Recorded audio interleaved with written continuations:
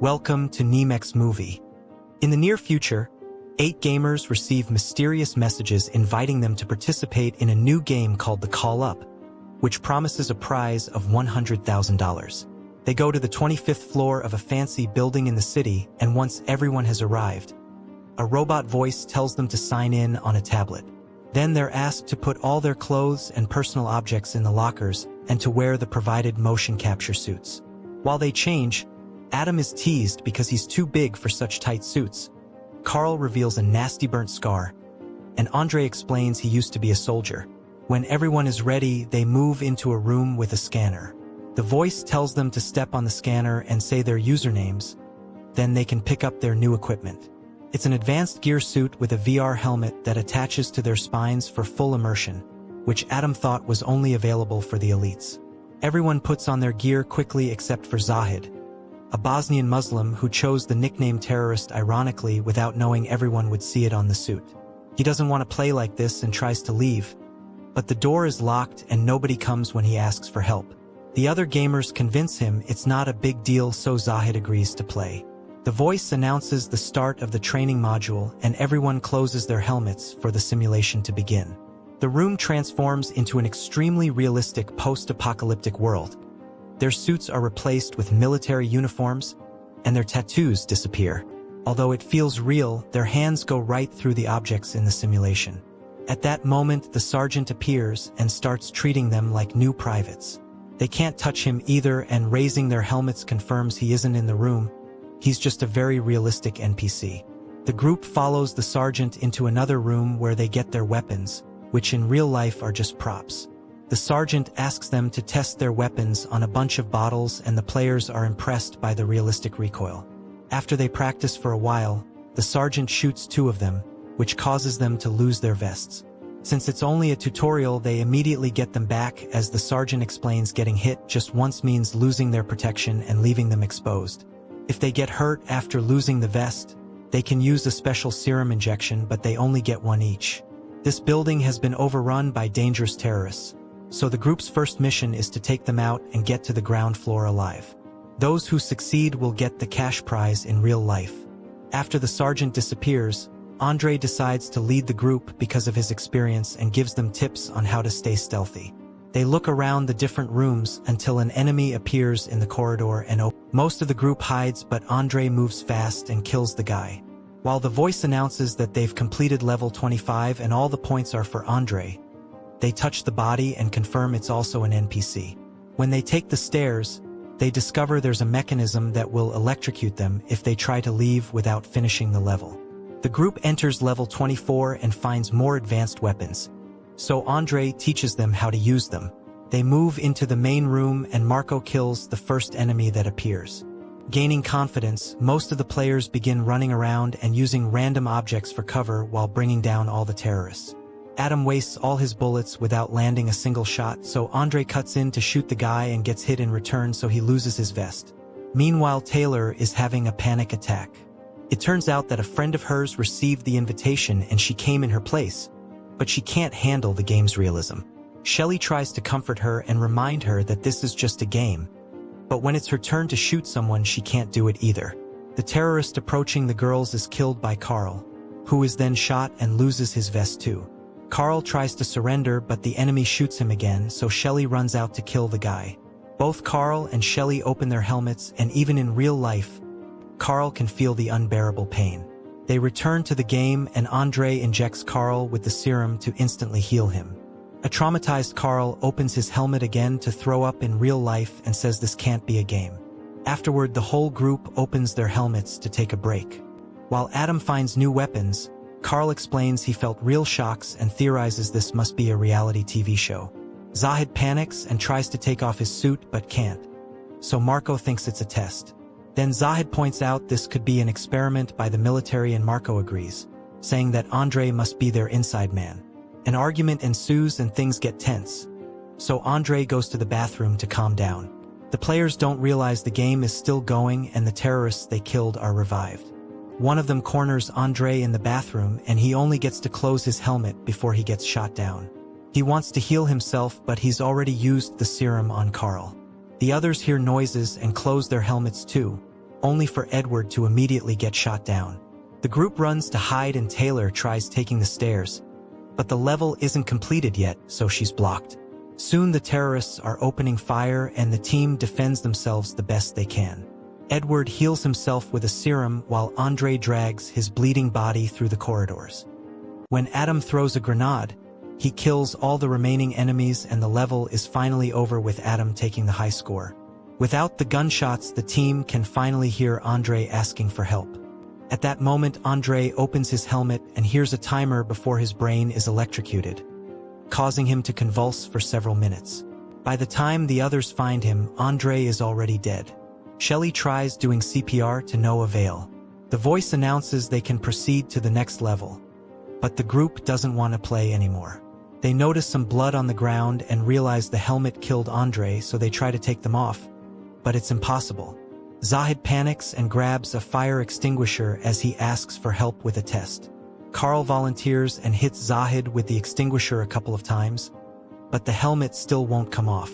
At that moment, they're called into the game by the sergeant, who walks right through Carl before kicking Zahid a few times to punish him for breaking the rules. Since the sergeant warns them about punishments for not playing, the group has no choice but to keep moving. They go through several levels without much trouble, although on each floor they must learn to use new weapons and deal with new game mechanics. In the room with a gas leak, they can't use fire weapons and instead they have to get knives to fight hand-to-hand. Having to kill someone face-to-face makes Taylor's anxiety worse, and Shelley promises her she'll get her out of there. As they continue to go down, most of the team loses their vests. During a serious gunfight, both Carl and Adam get shot down, so Shelley and Marco help them with their serums. A few hours later, the group takes a break and discovers it's nighttime in real life. Tired of being in the game, they use various objects to start hitting the windows and Zahid manages to crack the glass using a cart. At that moment, the sergeant appears again and starts beating Zahid up with much more strength than last time. Zahid tries to run away by taking the stairs, but the sergeant kicks him down and the resulting fall causes Zahid to break a leg. Before leaving, the sergeant announces that the next person who tries to escape will be killed. The team rescues Zahid and notices that that wound is in real life but not in the game, so they can't use the serum.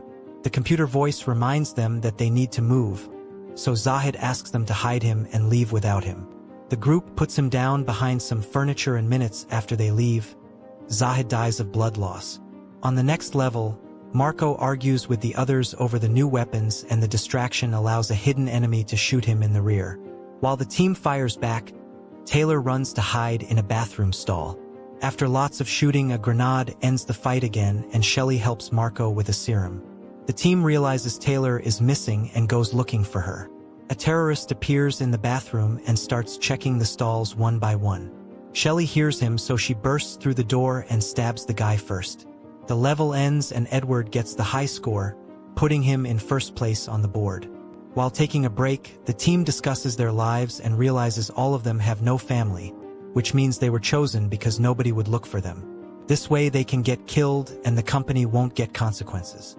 The group moves to the next level and finds the sergeant beating up a hostage. He explains there's a bomb in the basement that will blow up the building and kill them all if they don't stop it soon. The only way to disarm it is to get the code from the hostage. Since the guy is connected to voltage transmitters, Edward doesn't hesitate to start electrocuting him without mercy.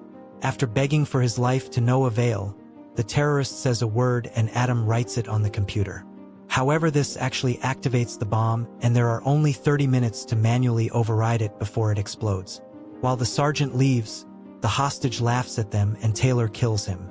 A furious Marco blames Adam for this and tries punching him but gets his hand hurt on the helmet, so he opens it to punch his actual face. When Taylor tries to stop him, she gets hit as well. At that moment, the sergeant's yelling voice can be heard saying he's holding the elevator door open. The team rushes to get inside and the elevator starts going down, only to stop rather abruptly. The doors don't fully open, so Marco pulls to create enough space for everyone to come out. However, when Adam tries to leave, Marco blocks him as punishment and they both end up stuck inside. The elevator takes them to the 3rd floor and closes after they come out. The duo sees a crashed helicopter outside the window before they start advancing through the level. Marco forces Adam to go first and Adam manages to kill a terrorist, but he also runs out of ammo.